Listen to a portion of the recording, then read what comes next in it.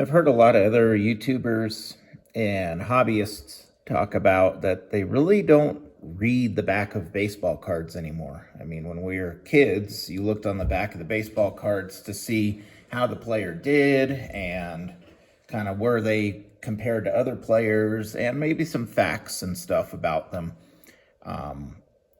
But as the internet and other sources have come along, people don't really look at the backs anymore. And unfortunately, I realized I had not really looked at the backs of the Kellogg's cards, which I've been raving about in recent videos, just how neat they are. And I think they're scarcer than mainstream sets produced in some of these years. And so I just wanted to show you the backs of some of these. I mean, I've been focusing on how just retro and gorgeous the fronts are, and just neat pictures that you just didn't see in the other issues. And, really neat close-ups of some players that you just didn't get good pictures of in other sets in similar years. So this again is the 79 Kellogg's complete set. And I was reading the backs when I was going through and taking the sleeved set and putting them into, I just got a bunch of these in the mail, bunch of card savers, because it holds them nice and flat, and I think they present really well and protects them well, and they don't move around because they are smaller cards. So in like a top loader, they could sneak out. But I was reading the backs of these, and they're fascinating. So I'm gonna flip over like stuff I didn't even know about. I mean, just or how it was written. So on a lot of the tops and Fleer, yeah, they had some neat, one or two line information, but with the Kellogg's, so I'm not gonna read it, but if you stop this, if you can read it, it basically talks about that and I didn't know this, so Yount was injured at the beginning of 78. So it just talks about how Molitor stepped in and was a pleasant surprise. I never knew any of this stuff on the back. And what's neat also about the Kellogg's, they don't just, so when there was a lot of stats, other card companies, sometimes you didn't even get any write-up. But look at this. They condense the stats, like on Dave Parker, he has more years, but still they put a big write-up about him. And then for a player like Pete Rose, where, look at all his stats, and I believe also on like the McCovey and others, they put the write-up over here. They shrunk the stats this way. So you still get all the stats, and a write-up. It talks about how, so it's, he was up through 78 was with the Reds, and then it's talking about how now he's starting his new era with the Phillies.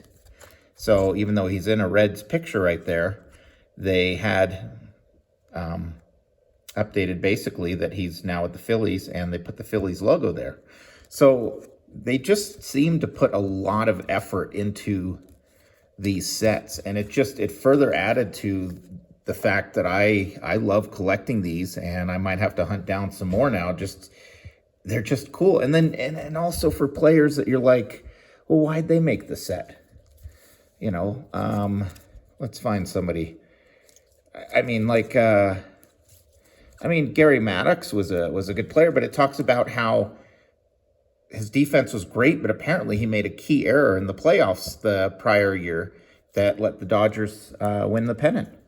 I did not know that. And then you look at other players, you're like Terry Poole. I mean, he was considered a very up-and-coming surprise with the Astros, and I wouldn't have known any of this. There's a long write-up about Terry Poole, if you want to stop, if you can zoom in and see it. It's he's born in Canada. Just some neat stuff. So some players, even though we don't think of them that they were great players, maybe they had a good year, or they had potential, or they're up and coming.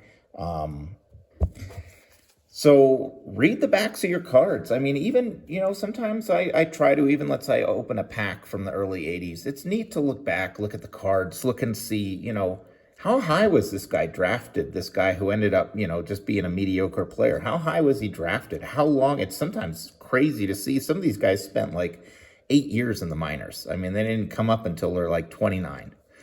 I do want to show you something funny on these, though, that I also saw, because it's cool. They list the hobbies. A lot of these guys, shooting pool, hunting, fishing,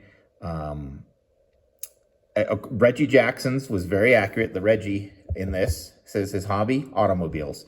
Yeah, he was very into cars. In fact, my friend, when he bought, my best friend at the time, when he, in 1990, bought a 1987 Buick Grand National, the prior registered owner was Reggie Jackson. It came from Reggie Jackson's collection.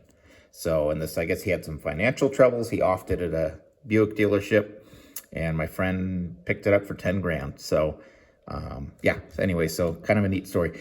So now this is going to be right up COG Sports Cards alley, because when they open like 73 Tops and they look at the back, and it's the hobbies are hilarious sometimes, you know, like this person enjoys listening to records, you know. It's so these are funny here. These 3 in a row, these are all in sequence. This is cards 20, 21, and 22, I believe. And yeah, so Paul Molitor, can you see what his hobby is there? Sports.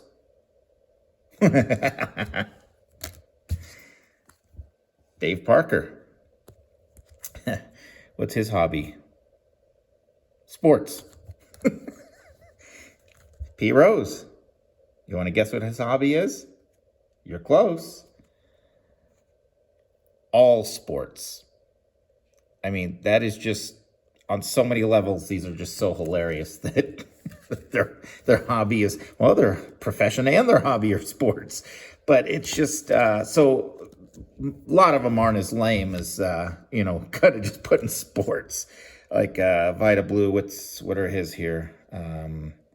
Hunting and fishing. So let's see what Richie Zisk's hobbies are.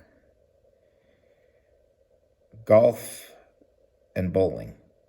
Right there on the left. Golf and bowling. So just don't forget to look at the back of your cards, even though really, even, you know, I'm at fault for just kind of glossing over. When you open a pack, you're just seeing who you got and the condition. But the backs of cards are still neat, especially ones like, I think Kellogg's did a bang-up job and put a ton of effort into these. So again, I'm going to recommend, if you guys can pick up some Kellogg's cards from the 70s and early 80s, they're cool. I mean, maybe you have a favorite player, you know, maybe you like, you know, Tom Seaver cards or something. Go back and pick up a couple of Kellogg's Tom Seavers. I guarantee you're going to see them at almost just pennies on the dollar of that year of the equivalent Topps card, and they're just cool. That's all. I just wanted to do a little bit deeper dive in these, and I found the backs on these just incredible as I was sleeving all these up into the top loaders, and just, you know, it's, you know, facts about J.R. Richard that I didn't know. He was I can't read it now, first right-hander in the National League to have 300 strikeouts in a season. I mean, I didn't know that. And then Steve Carlton, here's kind of a narrow write-up for him. But then here's another one too, McCovey. So he has such a huge, long career. They put the cool write-up over here. It's just, these are just, there's the Gary Maddox, Jim Rice. So it's just great. So I'm going to keep this video a little short. Thank you for watching. Hope you guys get into some Kellogg's or even the Hostess cards. I mean, the Hostess cards don't have the backs that these do, but those are cool too. And they are, again, pennies on the dollar for, you know, compared to what the Topps card is of that equivalent year.